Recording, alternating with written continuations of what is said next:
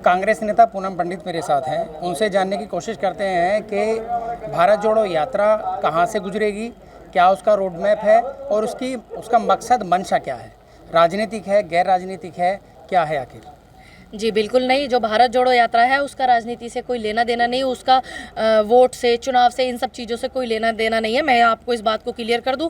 भारत जोड़ो यात्रा का जो मतलब है वो है संविधान बचाओ, लोकतंत्र बचाओ, हिंदू मुस्लिम जो इन्होंने किया है, लोगों की जो भावनाएं आहत हुई हैं उन सब की भरपाई करने के लिए। महंगाई इतनी ज़्यादा है, GDP वेंटिलेटर पर सांस ले रही भैया। ये भारत जोड़ो यात्रा समस्त हमारे देश के जो किसान हैं, हम जब आंदोलन कर रहे थे, 13 महीने हमने आंदोलन किया, वहाँ पर 700 के लगभग हमारे किसान शहीद हुए। उनको शहीदी तक दर्जा नहीं दी दिया है हमारी सत्ताधारी पार्टी भारतीय जनता पार्टी ने। और हमारे प्रधानमंत्री कहते हैं कि हमें आंकड़ा ही नहीं है। ये दुर्भाग्य की बात है हमारे देश की। तो ये सब मुद्दे उठाने के लिए जब आंदोलन स्थगित किया गया था तो वो खत्म नहीं हुआ था, समाप्त नहीं हुआ था।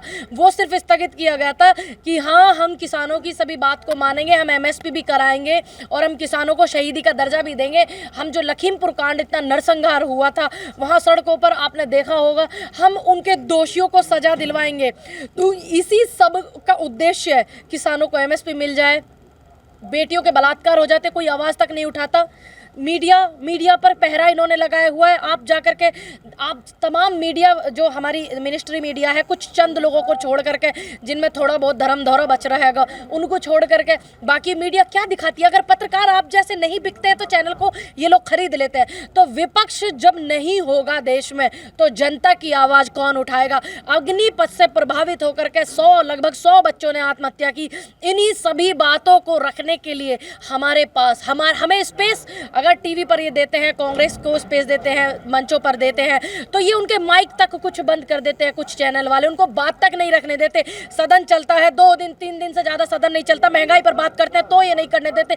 तो हमारे पास जो एक अपनी बात रखने का जो तरीका था वो क्या था, वो हमारे नेता राहुल गांधी सड़कों पर उतरे हैं, वो जनता की बात को रख रहे हैं। चाहे वो महंगाई हो, चाहे वो किसानों की आय को लेकर हो, या किसानों की MSP को लेकर हो, बेटियों के तमाम बलात्कार हो जाते हैं, उनकी आवाज़ उठाने के लिए देश में ऐतिहासिक ही काम हो रहे हैं जब से भारतीय जनता पार्टी जो है सत्ता में आई है। चाहे वो रात के अंधेरे में बेटी को जलाया जाए, चाहे वो 6 साल की बेटी को बलात्कार कर करके चिता पर लिटा दिया जाए, चाहे वो उन्नाव वाली वो बेटी हो जिसके बिना कपड़ों के शव को ले जा रही है पुलिस, तमाम लोग। और आप देख रहे होंगे एक ISPCS से कॉलर गलेवान पकड़ करके बात करने वाले भारतीय जनता पार्टी के ही नेता है, लेकिन इन पर कार्रवाई नहीं होती। इन तमाम मुद्दों की हम सब समझते हैं। एक हमारे ISPCS बनने के लिए बचपन से पढ़ाई करनी पड़ती है, और एक भारतीय जनता पार्टी का झोला चाप नेता उसके कॉलर पकड़ के ये बोलेगा कि तेरी मैं नौकरी छुड़वा दूंगा। आपने देखा भी होगा, इंस्पेक्टर का भी आपने देखा होगा, वीडियो हमारे वायरल हुआ।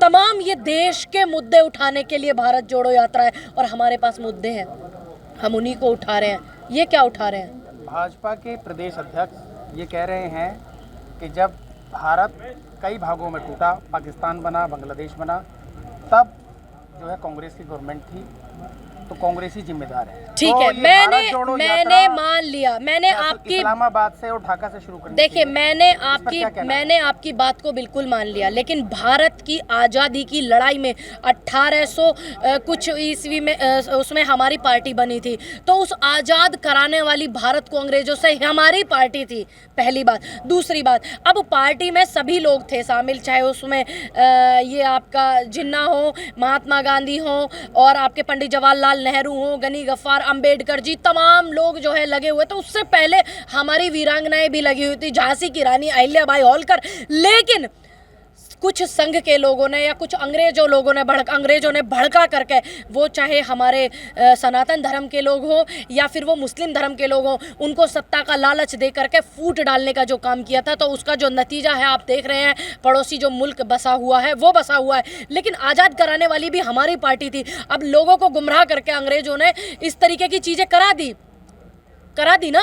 लेकिन इसमें ये कहाँ है कि गांधी जी ने ऐसा किया था या उन्होंने ऐसा किया था? आपने एक बार भी नाम आप लोग नहीं लेते हो हमारे नेताओं का, हमारे स्वाभिमानों का आप एक बार नाम नहीं लेते। चाहे वो पंडित जवाहरलाल नेहरू हो, महात्मा गांधी हो, चाहे वो गनी गफ्फार हो, चाहे वो अशफाक उल्ला खां हो, चाहे वो मंगल पांडे हो, चाहे कोई भी हो, तमाम हमारे नेता, शहीद आजम भगत सिंह, बोस हो, या टैगोर हो, कोई भी हो, किसी का ये नाम लेते हैं कि देश की आज़ादी में इनका योगदान, ये किसी का नाम नहीं लेते हैं, चाहे कोई भी व्यक्ति हो। लेकिन जब बात इनको ये गफलत वाली करनी होती है तो ये यही हरकतें करते हैं जिनके पास मुद्दे नहीं होते। देखो नेहरू जी कमाल के आदमी थे, जब वो जिंदा थे तो उनसे अंग्रेज़ दुखी थे, गोरे दुखी थे, और आज वो नहीं है तो आज उनसे संघी दुखी हैं।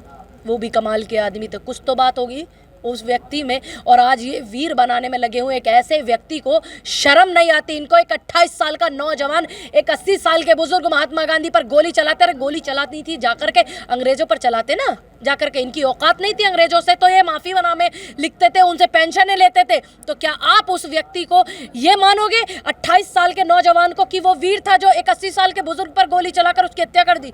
वो वीर नहीं, हमारी नज़रों में वो वीर नहीं। हमने वो तमाम माफ़ीनामे भी देखे। अभी हमारे नेता राहुल गांधी जी ने प्रेस कॉन्फ्रेंस की, उनके माफ़ीनामे भी दिखाए, तो इसमें बुरा क्या है? सच्चाई दिखाई। हमारे नेता पंडित जवाहरलाल नेहरू, उनकी फ़ोटो है भाई, और भी तमाम लोगों की, हमारे देश के तिरंगे की जो हमारी शान है वो हमारी सांसों से महकता है, हमारी धड़कनों में वो महकता है, हम उसकी फ़ोटो दिखा सकते हैं।